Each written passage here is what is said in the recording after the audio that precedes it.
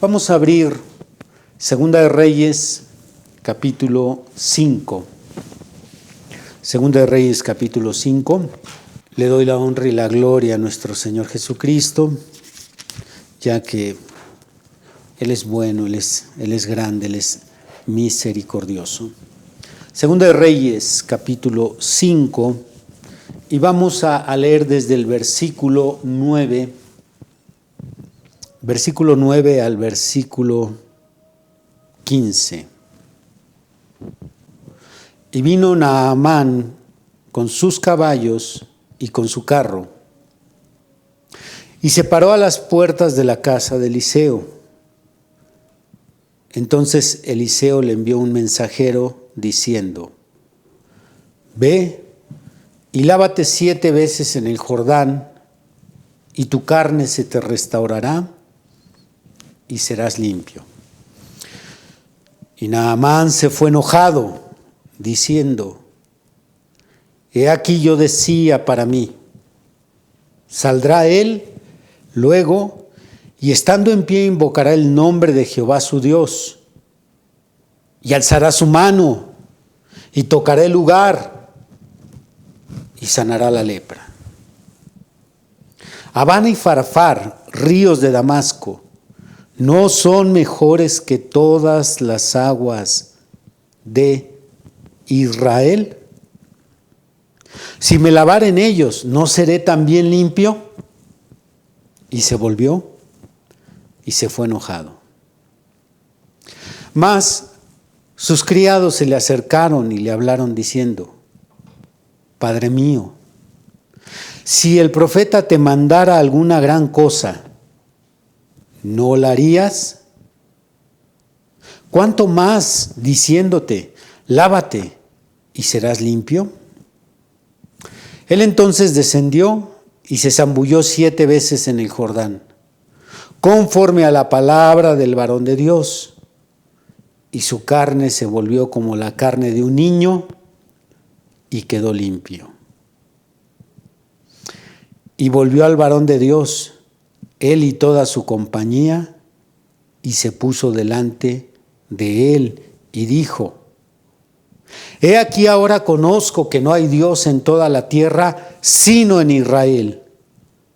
Te ruego que recibas algún presente de tu siervo. Hasta aquí la palabra de Dios.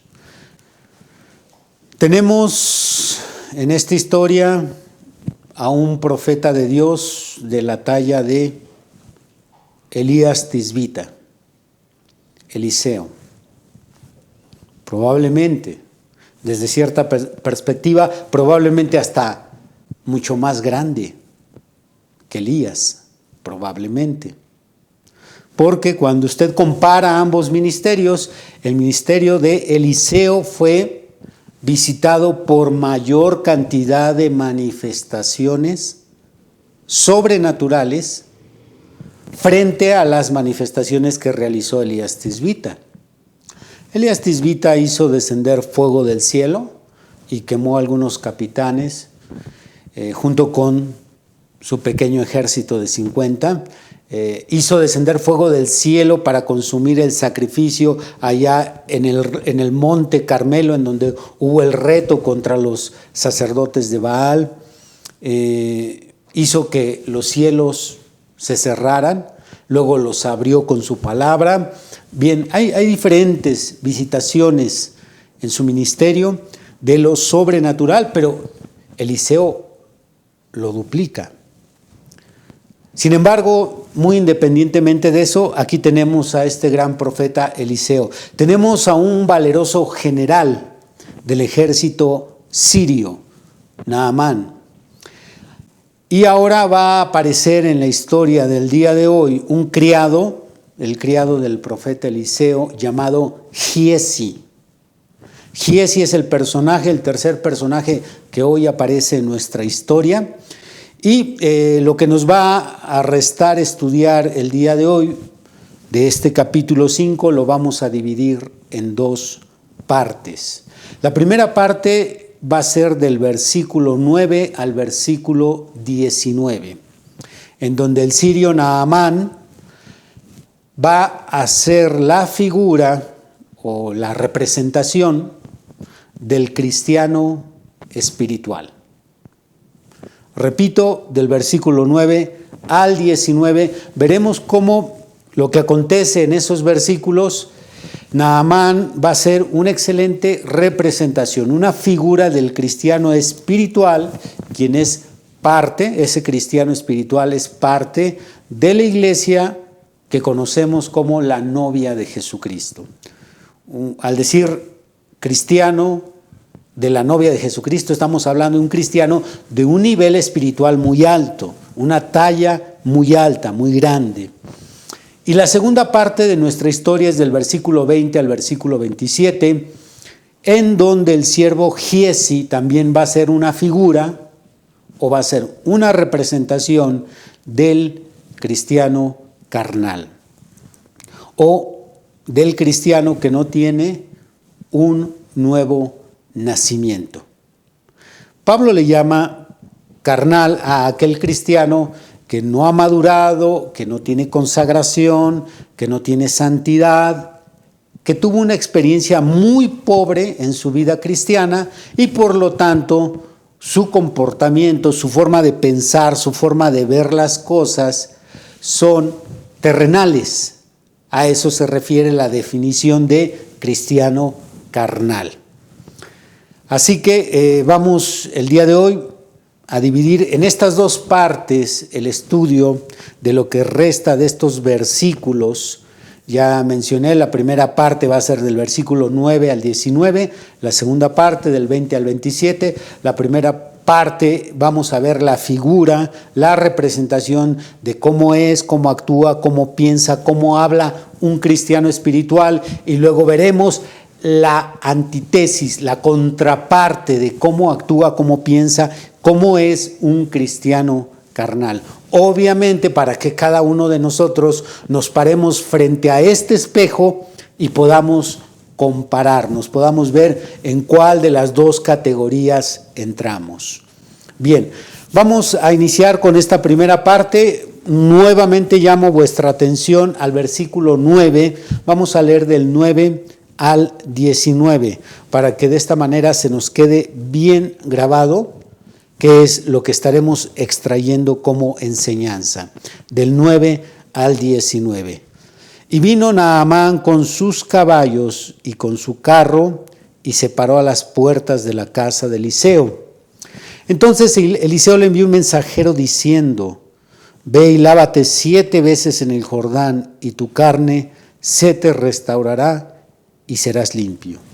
Y Naamán se fue enojado diciendo: he aquí yo decía para mí, saldrá él luego y estando en pie invocará el nombre de Jehová su Dios, y alzará su mano y tocará el lugar y sanará la lepra. Habana y Farfar, ríos de Damasco, ¿no son mejor que todas las aguas de Israel? Si me lavare en ellos, ¿no seré también limpio? ¿No seré también limpio? Y se volvió y se fue enojado. Mas sus criados se le acercaron y le hablaron diciendo: Padre mío, si el profeta te mandara alguna gran cosa, ¿no la harías? ¿Cuánto más diciéndote: lávate y serás limpio? Él entonces descendió y se zambulló 7 veces en el Jordán, conforme a la palabra del varón de Dios, y su carne se volvió como la carne de un niño, y quedó limpia. Y volvió al varón de Dios, él y toda su compañía, y se puso delante de él, y dijo: he aquí ahora conozco que no hay Dios en toda la tierra, sino en Israel. Te ruego que recibas algún presente de tu siervo. Mas él dijo: vive Jehová en cuya presencia estoy, que no lo aceptaré. Y le instaba que aceptara alguna cosa, pero él no quiso. Entonces Naamán dijo: te ruego pues, de esta tierra no se dará a tu siervo la carga de un par de mulas, porque de aquí en adelante tu siervo no sacrificará holocausto, ni ofrecerás sacrificio a otros dioses, sino a Jehová. En esto perdone Jehová tu siervo, que cuando mi señor el rey entrare en el templo de Rimón para adorar en él, y se apoyare sobre mi brazo, si yo también me inclinare en el templo de Rimón, cuando haga tal, Jehová perdone en esto a tu siervo. Y él le dijo, ve en paz. Se fue, pues, y caminó como media legua de tierra. Hasta ahí la escritura. Bien, primeramente vamos a ver cómo este mandamiento que le dio Eliseo a Naamán de sumergirse 7 veces en el agua, muy independientemente de lo que estudiamos el domingo pasado, representa 2 cosas de las que quiero hablar. 2 cosas. La primera representa el bautismo en agua para el perdón de pecados. La segunda representa el crecimiento de la estatura de Cristo en la vida cristiana. El crecimiento de un cristiano a través de esa estatura de Cristo. Estas 2 cosas representan el que Naamán se haya sumergido 7 veces. La primera, el bautismo en agua para perdón de pecados. El bautismo en agua que nos ordena la Biblia y que una vez que nos hicimos cristianos, comprendimos que aquel llamado bautismo que se nos practicó cuando éramos bebés, cuando éramos católicos, cuando nuestros padres nos llevaron a bautizarnos en ese bautismo católico, en realidad no es un bautismo bíblico. El bautismo bíblico tiene como cometido principal el que la persona sea perdonada de sus pecados. Todos aquellos que no son cristianos y que por tanto no se han bautizado en agua a la manera bíblica, que se entienda, a la manera bíblica, no a la manera católica. La manera católica es una interpretación equivocada, errónea, de algunos pasajes de la Biblia donde se asegura por parte del catolicismo que la Biblia ordena bautizar bebés. Ustedes pueden ver y analizar, si algún católico me escucha, puede ver y analizar la perspectiva católica y la cristiana confrontándose en un debate que se encuentra en mi canal de YouTube. Ustedes busquen el canal de Énfasis en la Verdad, van a encontrar un debate que yo tuve con un católico llamado Frankie García o Garcés, no me acuerdo. Y en este debate estamos confrontando la doctrina católica del bautismo de bebés frente a la doctrina del bautismo del cristianismo evangélico. Y se darán cuenta que los fundamentos están basados en una mala interpretación de pasajes de la Biblia, pero el bautismo que nos dice la Biblia y que se practicó en diferentes casos en el libro de los Hechos, en donde se escribe la historia de la iglesia primitiva, ese bautismo que se registra en diferentes pasajes es un bautismo para personas adultas, no para bebés, sino personas adultas. Y siempre que se menciona el bautismo, se menciona junto con el tema del arrepentimiento, ya que el bautismo en agua, cuando es practicado correctamente, va acompañado del arrepentimiento. No se trata solo de sumergirse en el agua, porque nosotros diferimos con la doctrina católica de que el agua puede ser bendita. No existe nada bendito en este mundo. Ni agua, ni hombres, ni prácticas, ni lugares, ni siquiera los lugares son benditos. Todo está contaminado de pecado, todo está sumergido, permeado de pecado. Entonces, el agua no tiene ningún poder sino lo que limpia el pecado es la obediencia al mandamiento, arrepentimiento y bautismo. Dice Hechos 2:38, arrepentíos cada uno de vosotros en el nombre de Jesucristo para perdón de los pecados y recibiréis el Espíritu Santo.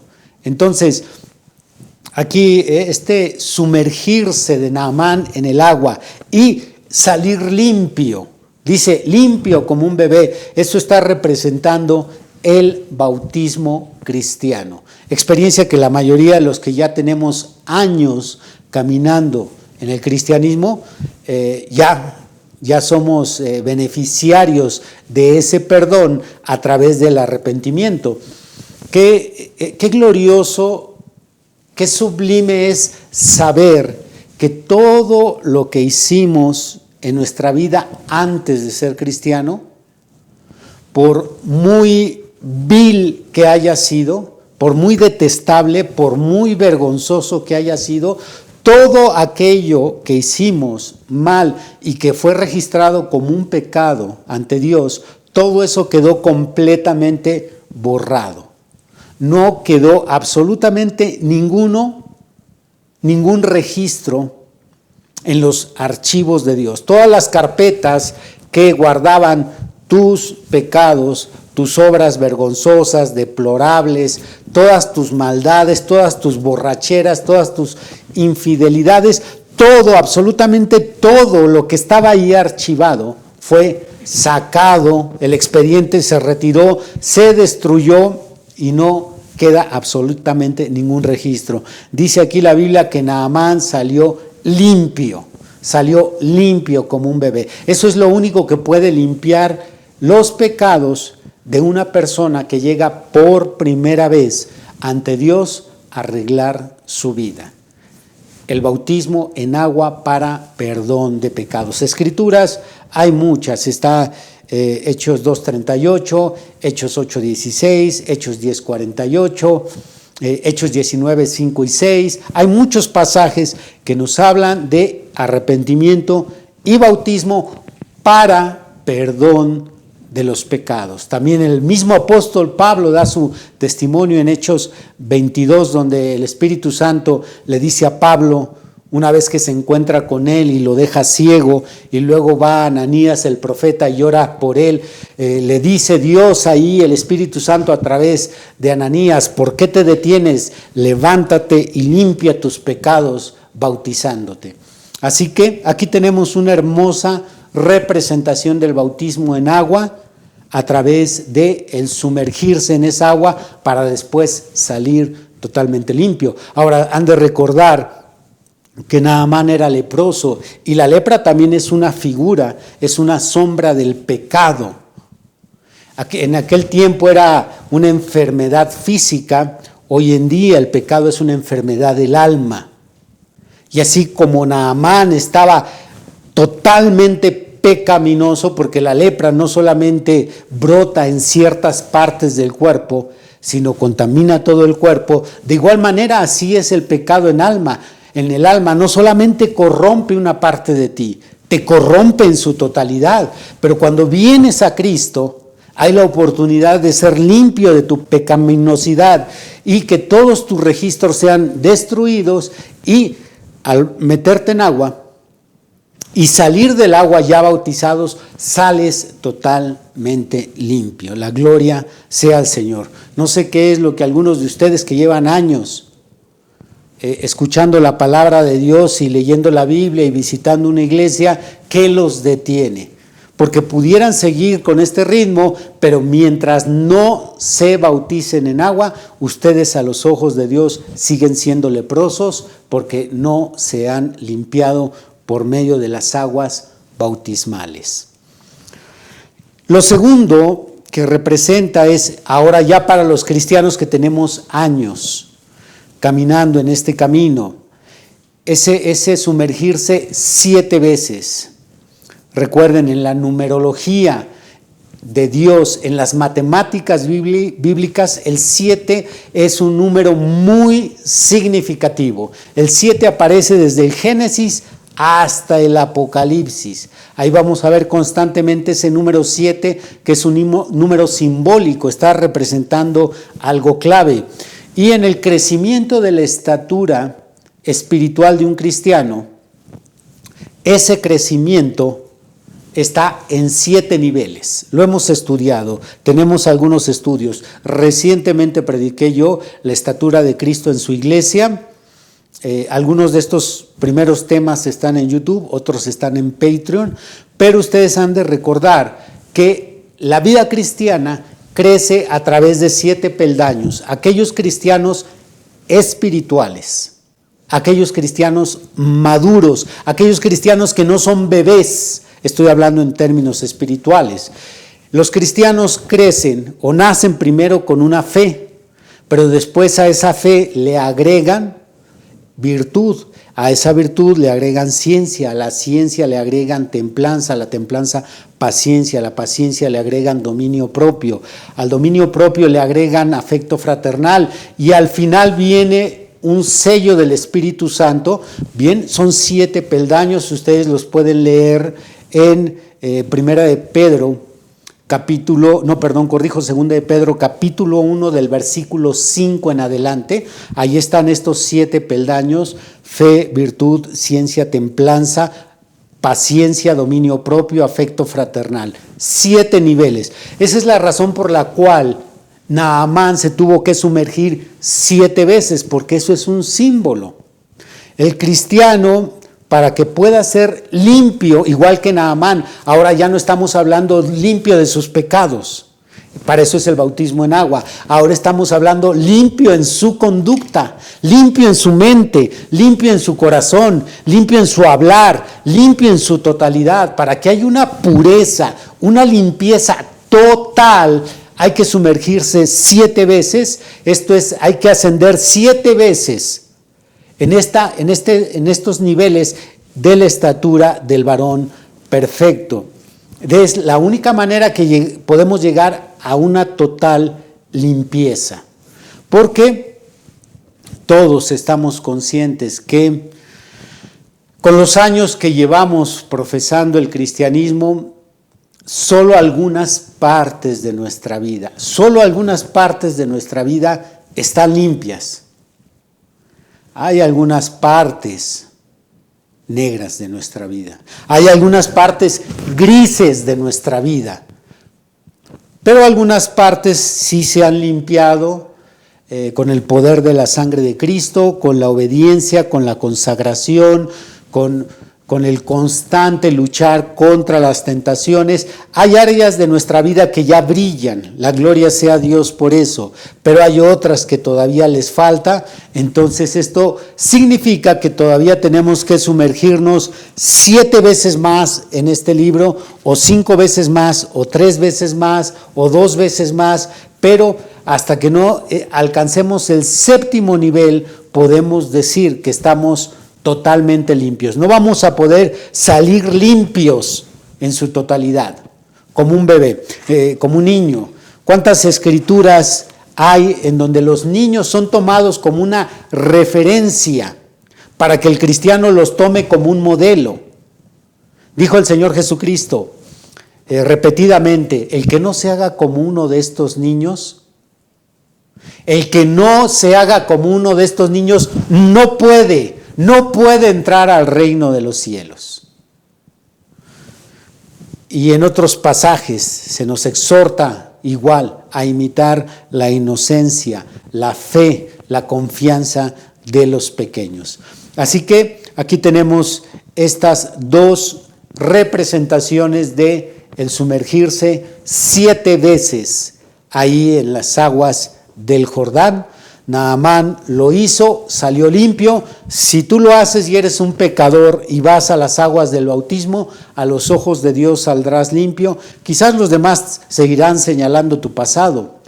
Podrán decir: es que tú eras un borracho, tú eras un mentiroso, tú siempre nos maldecías, tú eres una persona violenta y agresiva. Ok, ellos nos pueden señalar, pero ante Dios, cuando salimos del agua, de las aguas bautismales, uno sale limpio. Y la segunda representación, si uno asciende 7 veces, se sumerge 7 veces en la Escritura, ascendiendo por cada uno de estos 7 peldaños, alcanzará también la pureza, la limpieza en la conducta cristiana. Ahora vamos a pasar a la segunda parte de esta historia. Dijimos que la segunda parte está entre el verso 20 y el verso 27. Vamos a regresar ahí a Segunda de Reyes, capítulo 5. Ahora tomo mi lectura en el verso 20. Dice: entonces Giezi, criado de Eliseo, el varón de Dios, dijo entre sí: he aquí mi señor estorbó a este sirio, Naamán, no tomando de su mano las cosas que había traído. Vive Jehová, que correré yo tras él y tomaré de él alguna cosa. Y siguió Giezi a Naamán, y cuando vio Naamán que venía corriendo tras él, se bajó del carro para recibirle y dijo: ¿va todo bien? Y él dijo: bien. Mi señor me envía a decirte: he aquí vinieron a mí en esta hora del monte de Efraín 2 jóvenes de los hijos de los profetas. Te ruego que les des un talento de plata y 2 vestidos nuevos. Y dijo Naamán: te ruego que tomes 2 talentos. Y le insistió, y ató 2 talentos de plata en 2 bolsas y 2 vestidos nuevos, y lo puso todo a cuestas a 2 de sus criados para que lo llevasen delante de él. Y así que llegó a un lugar secreto, él lo tomó de mano de ellos y lo guardó en la casa. Luego mandó a los hombres que se fuesen. Y él entró y se puso delante de su señor, y Eliseo le dijo: ¿de dónde vienes, Giezi? Y él dijo: tu siervo no ha ido a ninguna parte. Él entonces le dijo: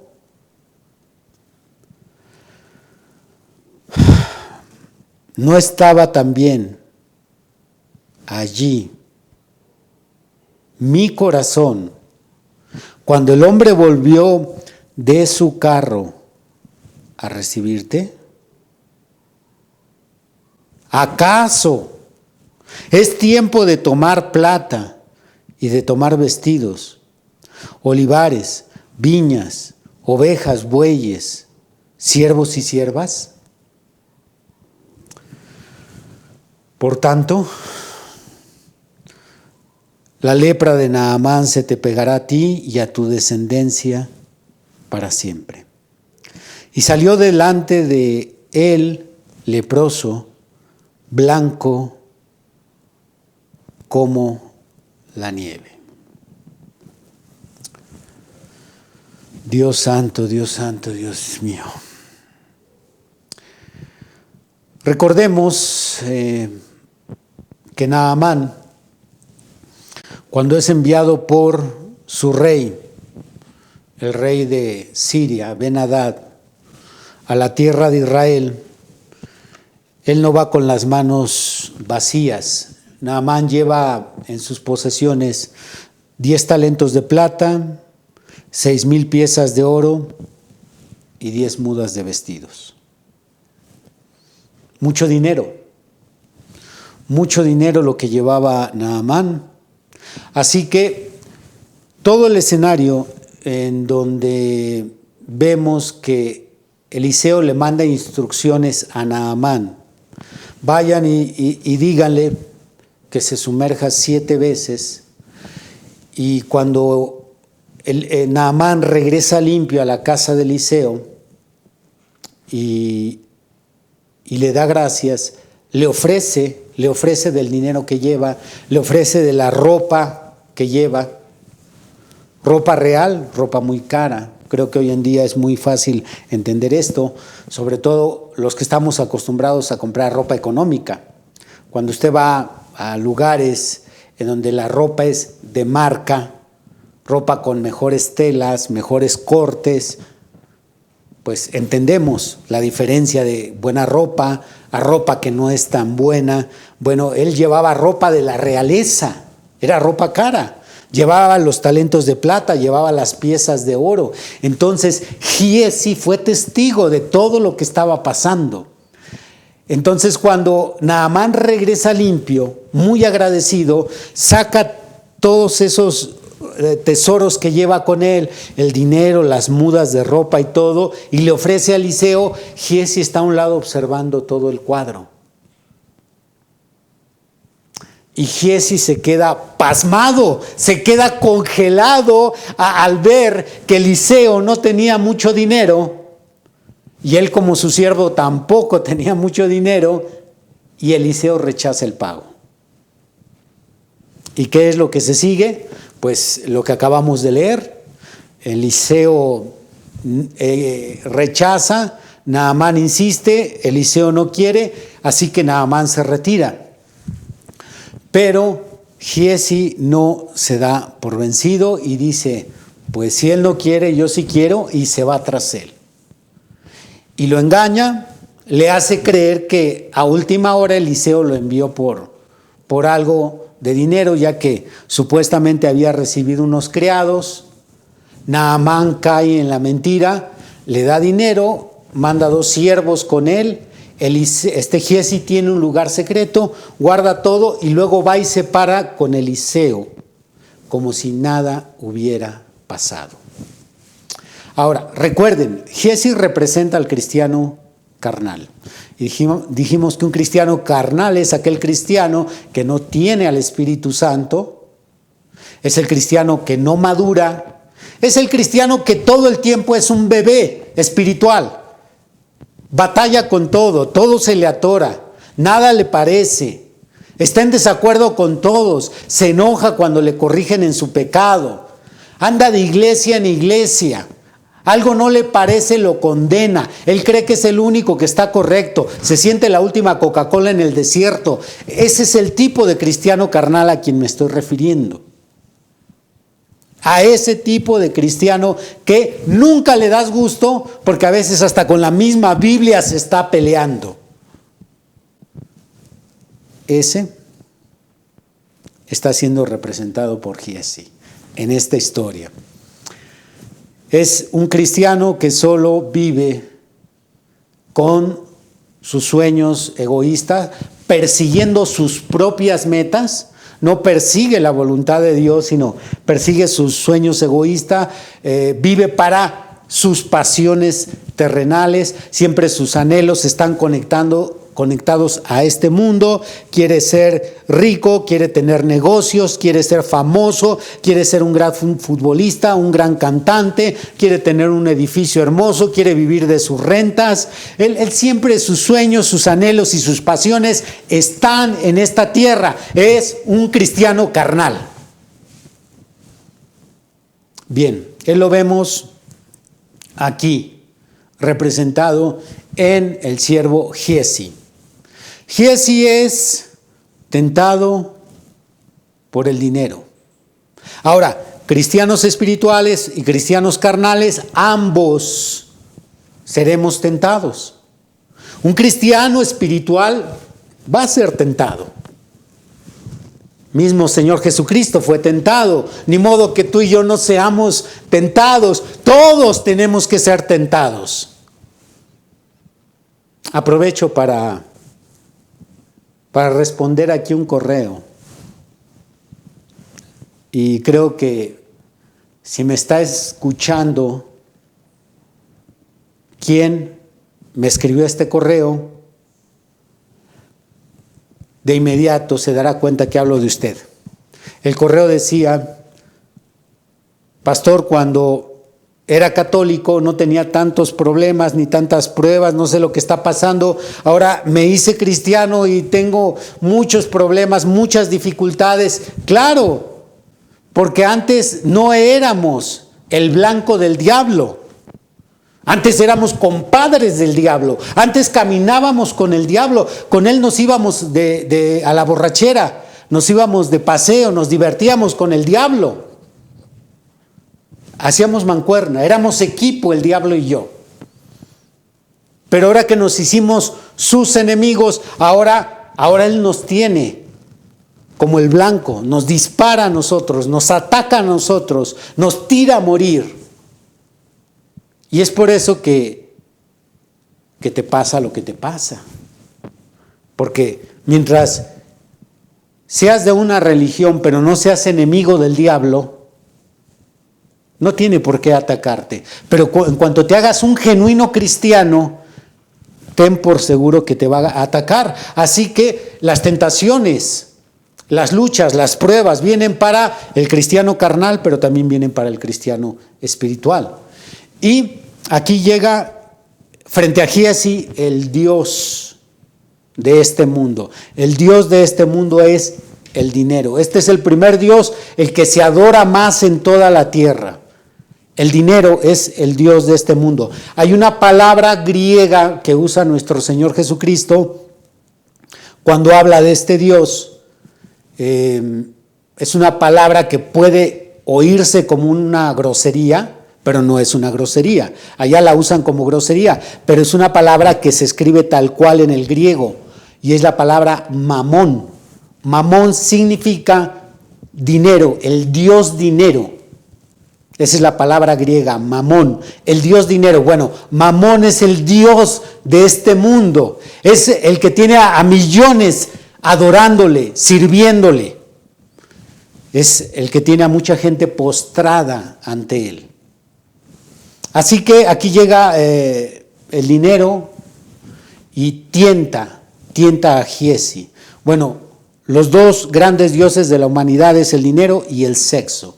El más grande, el dinero, el segundo es el sexo. Así que Jesús, cuando por primera vez nos decidimos seguirlo, Él nos deja en claro: si me vas a seguir a mí, no puedes servir a dos señores.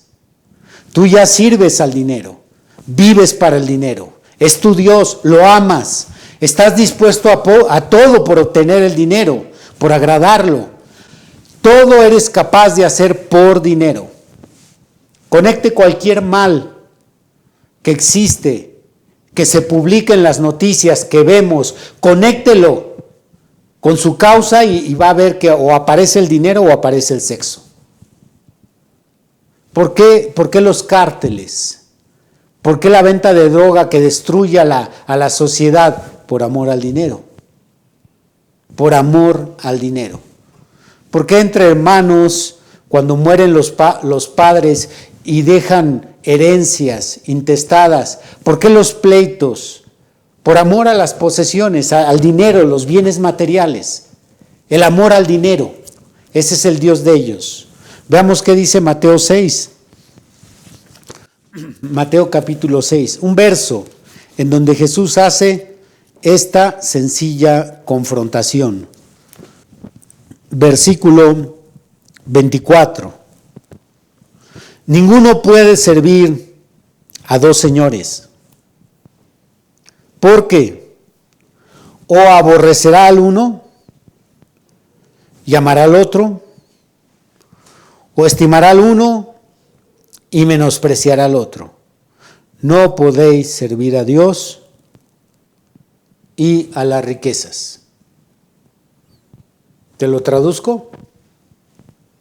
Porque probablemente eres tan ingenuo que ni siquiera has sacado la reflexión de este pasaje. La admonición: no puedes ser cristiano y ser avaro. Bueno, por lo menos un cristiano espiritual. No puedes ser un genuino cristiano espiritual y al mismo tiempo ser avaro, ser codo, que te duela dar, que te duela ayudar, que te duela desprenderte. Aquí está el Señor diciéndoles a aquella multitud que le llamaba Señor, Señor. Dijo: ustedes que me llaman Señor, no pueden tener dos señores. Ya las riquezas es su Señor. No pueden servir al dinero y al mismo tiempo servir a Dios. No pueden amar al dinero y amar a Dios. Van a quedar tarde que temprano mal con uno. Así que escojan a uno de los dos. A todos los que nos hacemos llamar cristianos nos llegará una prueba que demostrará la verdadera razón por la cual servimos a Dios.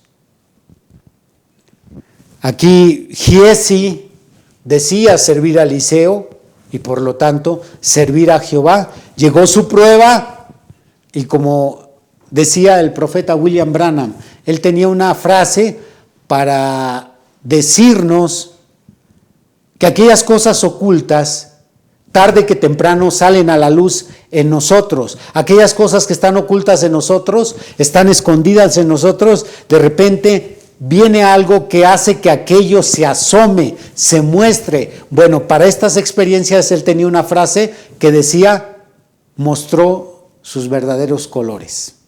Es la frase que usaba William Branham. Mostró de qué color era. ¿Por qué? Porque al principio pensábamos que era blanco, muy bonito, pero luego pasó algo y mostró realmente de qué color es. Bueno, aquí Giezi estaba mostrando sus colores. Él servía al Dios dinero. Y tarde que temprano te va a pasar a ti, me va a pasar a mí. Y se verá la verdadera razón por la cual estamos aquí en el cristianismo. Hay una parábola que Jesús nos da para reflexionar sobre esto.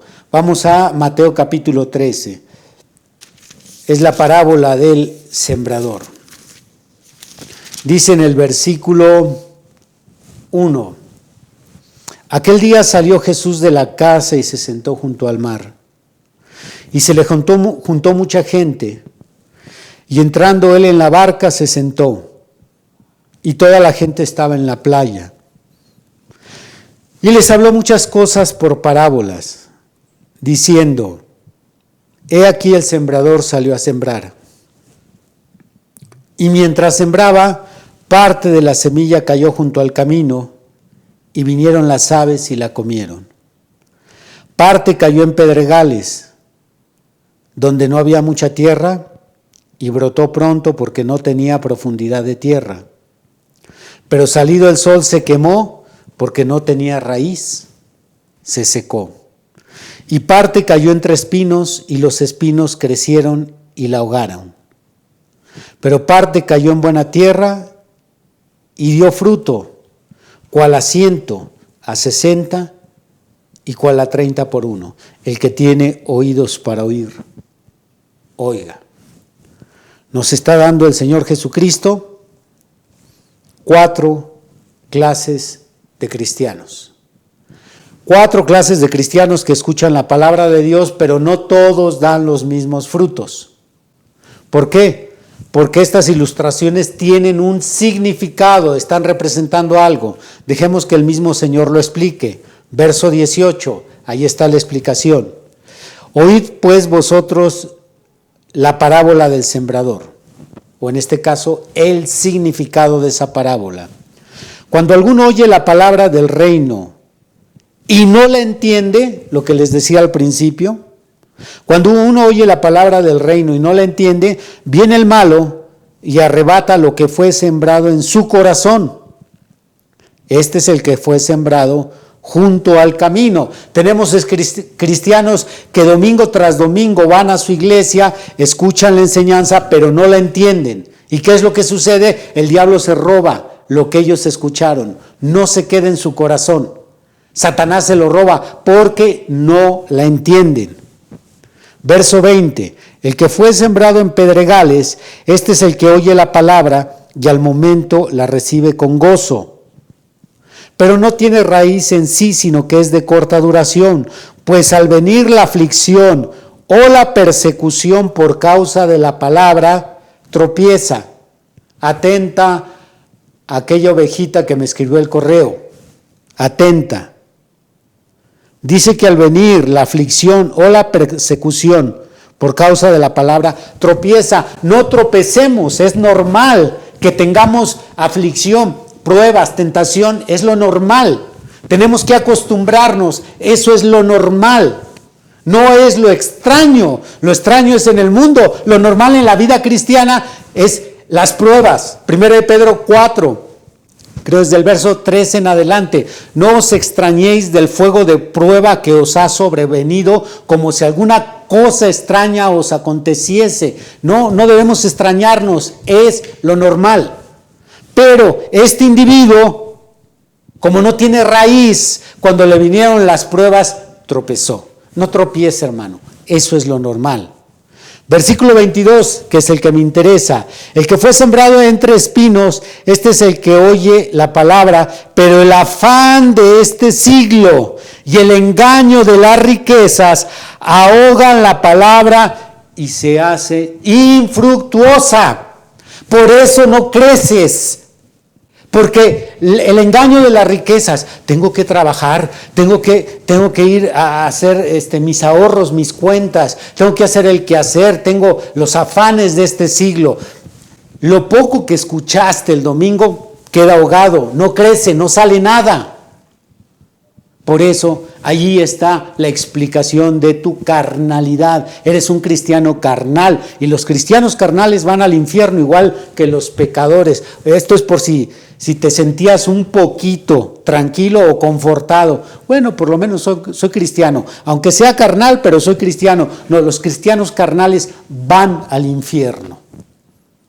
¿Por qué? Porque ese afán de las riquezas, sirves al Dios Mamón. Sirves al dinero, a ti lo que te importa es tu dinero, nada más tu dinero, tu casa, tu carro, tus cuentas, es lo único por lo que vives, sueñas, te desgastas, te desvives por tu dinero y tus bienes materiales. Segundo lugar,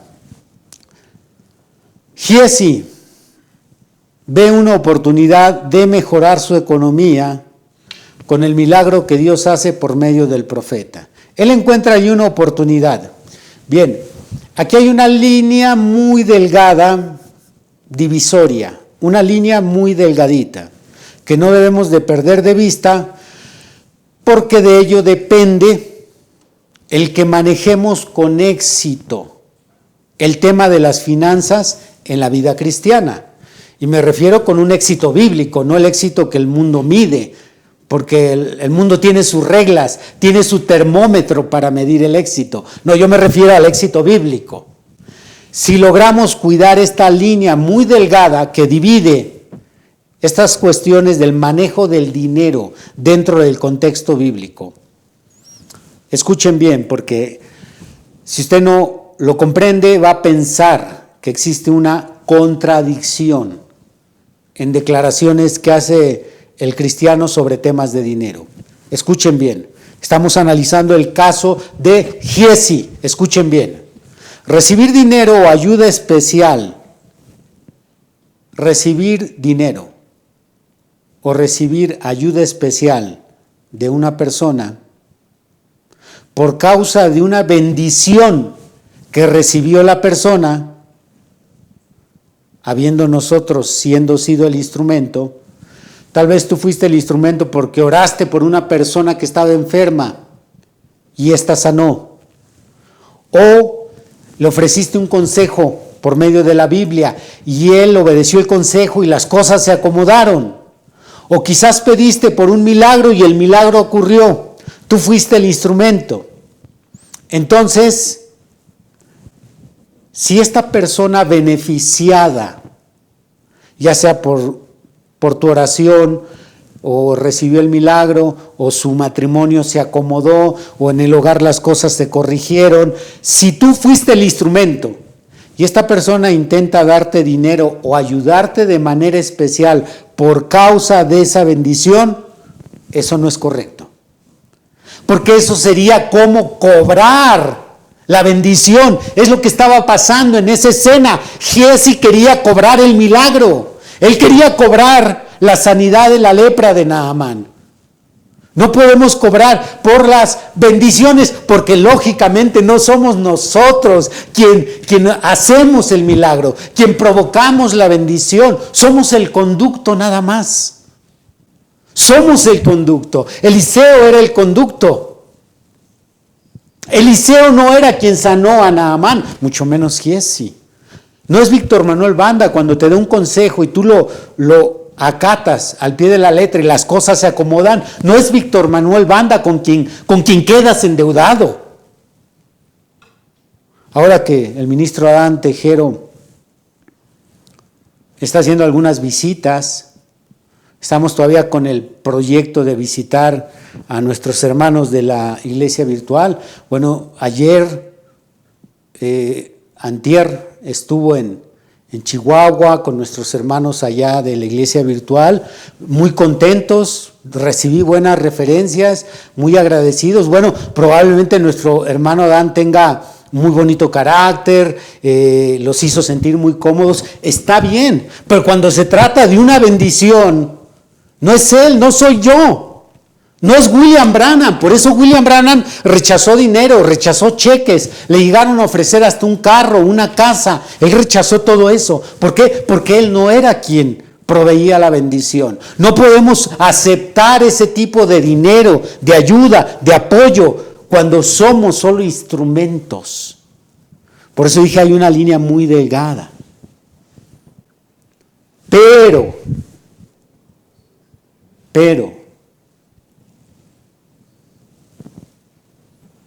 está el tema de los diezmos y las ofrendas. Recibir los diezmos y las ofrendas de una persona, tanto cristiana como no cristiana, es correcto. Es correcto cuando una persona quiere dar sus diezmos y sus ofrendas a Dios, porque está dando ese dinero en obediencia a un mandamiento, y no tanto cuando es el pago de una bendición o cuando lo quieren dar como pago por una bendición. Cuando alguien quiere dar su diezmo como pago, no podemos aceptar eso, lo rechazamos. Pero cuando lo dan en obediencia al mandamiento de diezmar y ofrendar, es correcto, porque ese dinero es el sustento de los obreros de Dios. Los que trabajamos para Dios, de ahí Dios nos paga. Entonces, esa línea muy delgada tiene que ser vigilada cuando aparece el tema del dinero. Cuando yo me refiero a los rateros, me refiero a todos ustedes que no diezman y ofrendan. ¿Y por qué les hablo del diezmo y la ofrenda de vez en cuando? No porque yo, Víctor Manuel Banda, quiera su dinero. Yo no puedo cobrar las bendiciones. Me refiero que están robando a Dios. Son una banda de ladrones. Es el cartel de los cristianos rateros. El cartel, ¿cómo le llamamos a este cartel? El cartel santo de los antidiezmos y antiofrendas. Entonces yo tengo que hablar en contra de eso porque roban a Dios y hay maldición por robar a Dios. Pero si ustedes cumplen con su diezmo y ofrenda, entonces hay alimento para la casa de Dios y hay salario para el obrero de Dios. Bien, quiero cerrar con 3 cosas. Recuerden que estamos viendo cómo actúa el cristiano carnal, no el espiritual. Ya vimos quién es el espiritual, sino el cristiano carnal. El cristiano carnal, aquí lo vemos en Giezi. Giezi trata de esconder su fechoría. Siendo que él amaba el dinero,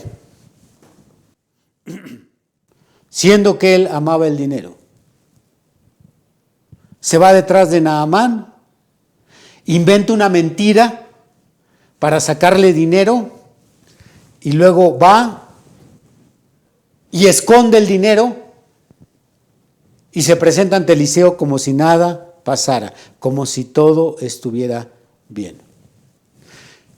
Así son los cristianos carnales, esconden sus fechorías. No así con el cristiano espiritual. El cristiano espiritual sí comete fechorías. Atentos, cristianos, para que no se confundan, para que el diablo no los engañe, para que el dedo acusador que los señale, lo retiren y tengan ustedes que responderles. Atentos, el cristiano espiritual comete fechorías igual que el cristiano carnal. Sí, el cristiano espiritual también ha mentido. El cristiano espiritual de vez en cuando cae en codiciar a una mujer. Y eso está penado. Tanto en Mateo 5 como en el 10º mandamiento. No codiciarás a la mujer de tu prójimo. El cristiano espiritual también comete fechorías, pero el cristiano espiritual las confiesa y trata de no caer nuevamente en ellas. Esa es la diferencia. El cristiano espiritual las confiesa y luego está luchando para no volver a caer en ellas. Así que cuando el dedo acusador te diga, ¿tú hiciste esto? Respóndele sí, porque estoy luchando por vencerlo. Pero el cristiano carnal no las confiesa, ni tampoco está luchando contra ellas, más bien las esconde para no ser descubierto. Así es el cristiano carnal. Esconde sus fechorías. Cuando hace algo, no le vas a decir no le digas, no se te ocurra decirle, no le digas, no, ni al pastor, no se lo digas. Si se lo dices al pastor, luego lo saca desde el púlpito, ya lo conoces. No tiene cuidado, es muy imprudente. Yo por eso batallo con él, porque no se mide en lo que dice. Así que no lo sepan. Eso es normalmente el estilo de vida del cristiano carnal, igual que Giezi, siempre cometiendo fechorías, escondiéndolas, cometiendo fechorías, cuidando que nadie lo vea, que nadie se entere. El cristiano espiritual comete una fechoría, le duele en su corazón lo que hizo, lo confiesa ante Dios, cuando lo tiene que confesar ante los hombres, lo confiesa ante los hombres. Ya sea que la fechoría fue contra su hijo, contra su papá, contra su esposo. Papá, te agarré dinero, perdóname, no lo vuelvo a hacer. El cristiano espiritual confiesa lo que hace y se esfuerza por no volver a hacerlo. El cristiano carnal se la vive escondiendo sus fechorías. Ahí tenemos a Can. Ustedes, lectores bíblicos, lo recuerdan. Ahí tenemos a Ananías y Zafira, siempre escondiendo las fechorías. Segundo, hay tiempo para tomar dinero y posesiones terrenales. Se fija lo que Eliseo le preguntó a Giezi. Eliseo le dijo, le preguntó a Giezi, ¿es tiempo de tomar plata y de tomar vestidos, olivares, viñas, ovejas, bueyes, siervos y siervas? La pregunta ¿es tiempo? No está diciendo por qué lo tomaste. No hay nada de malo en ser rico, no hay nada de malo en prosperar económicamente en esta tierra, pero hay que saber el tiempo. Esa es la pregunta, ¿es tiempo? ¿Es tiempo para tener dinero y tomar posesiones terrenales? Si tú eres un genuino cristiano y eres espiritual y Dios tiene planes para hacerte rico, bueno, hay tiempo para eso, no te adelantes, no te apresures. De hecho, aún la misma vida sin Dios, la vida secular, la misma vida sin Dios puede hacerte rico, pero a su tiempo. No te adelantes. ¿Cuántos jóvenes que vemos que se casan quieren hacerse ricos de la noche a la mañana? Se casan y al año ya quieren tener su casa propia. Se casan y ya quieren tener sus muebles. ¿Y qué es lo que hacen? En ese apresurar, se endrogan aquí, piden dinero prestado allá, se comprometen acá, hacen este negocio. Todo por apresurarse. No es bueno que te apresures. Tienes que aprender a ser paciente y a caminar despacio y a caminar junto con el ciclo de la vida, no adelantarte. No son buenas las riquezas apresuradas. Veamos qué nos dice Proverbios 28. Proverbios 28, versículo 20, dice así: el hombre de verdad tendrá muchas bendiciones. El hombre de verdad. Mas el que se apresura a enriquecerse no será sin culpa.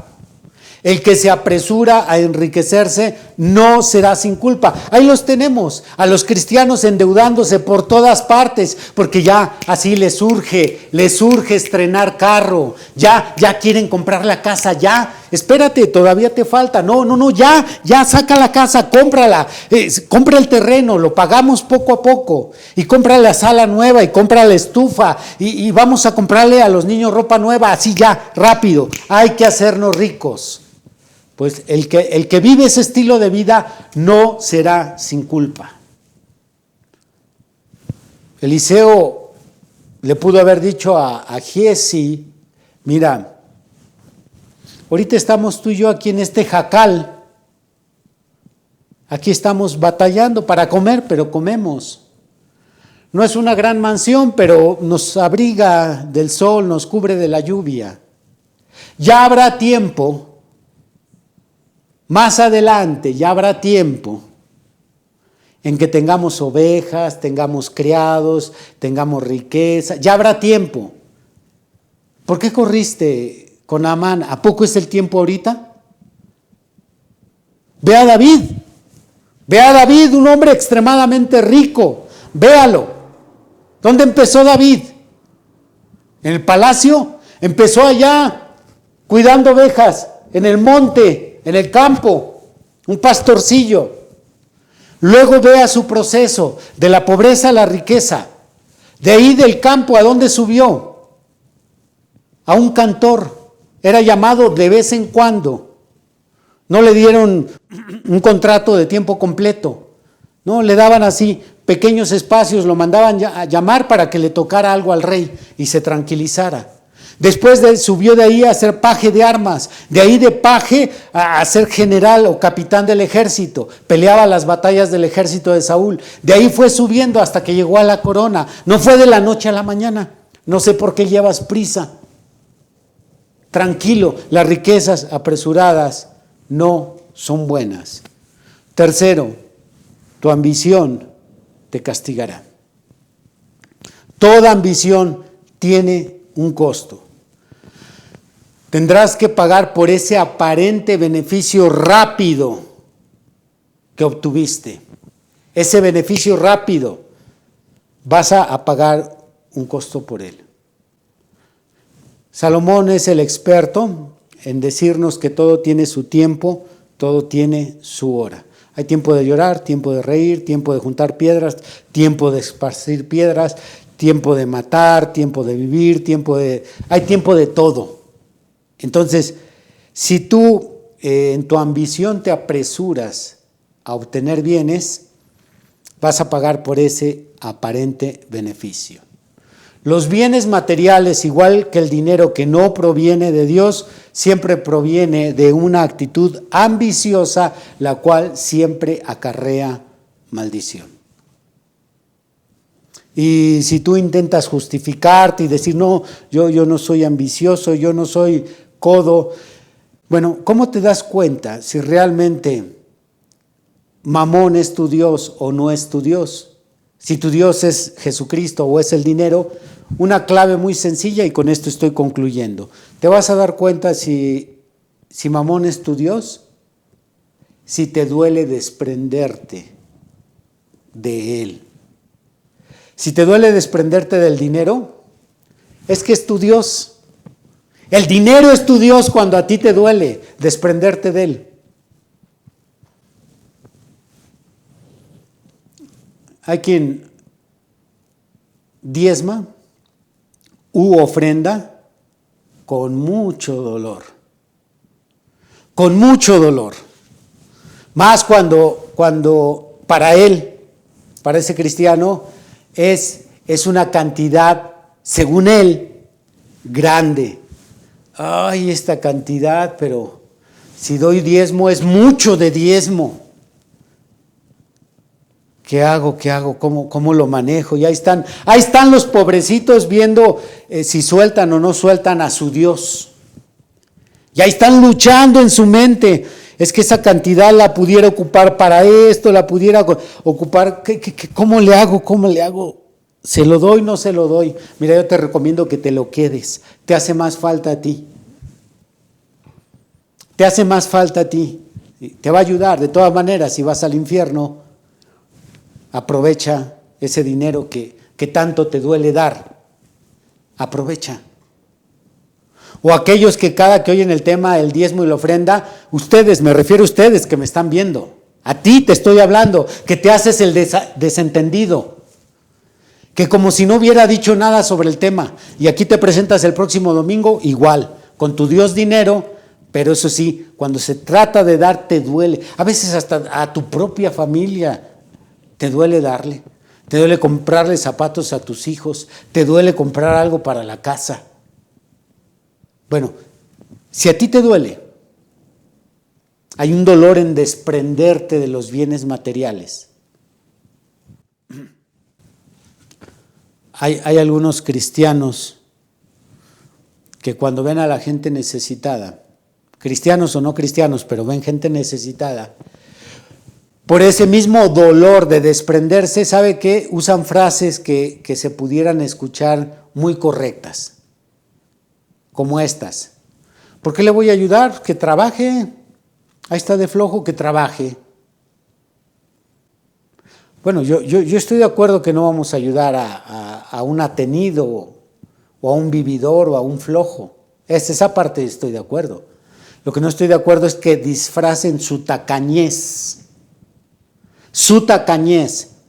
Aquí en México les llamamos codos, a los que les duele dar codos.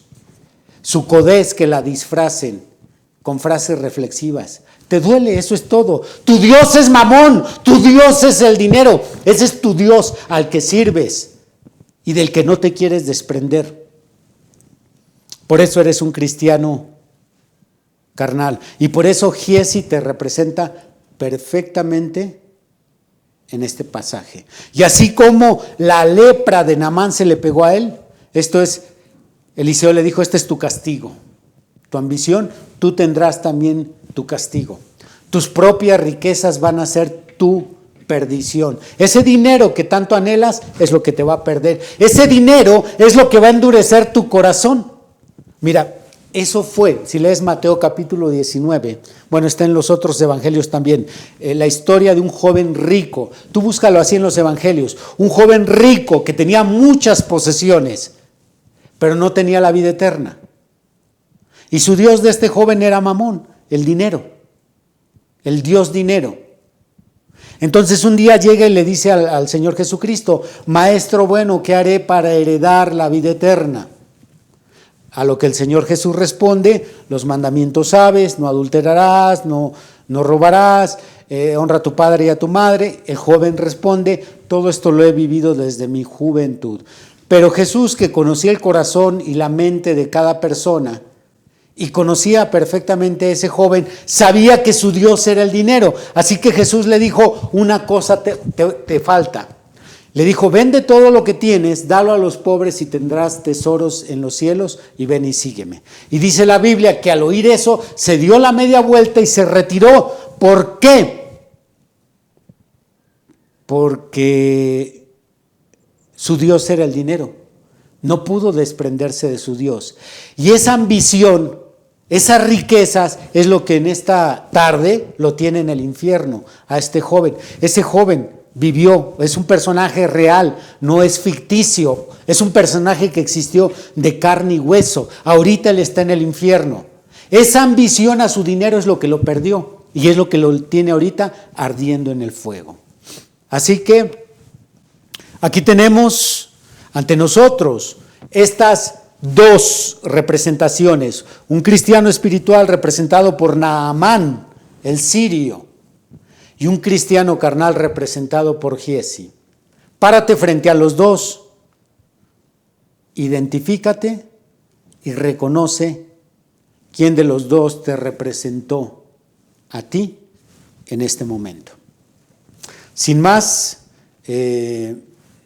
nos preparamos para cerrar este servicio. ¿Tenemos preguntas? Sí, hay una. Una pregunta. Dice, ¿Cómo ayudar a un cristiano carnal si incluso se burla de la palabra de Dios? ¿Hay posibilidad que se convierta en un siervo de Dios?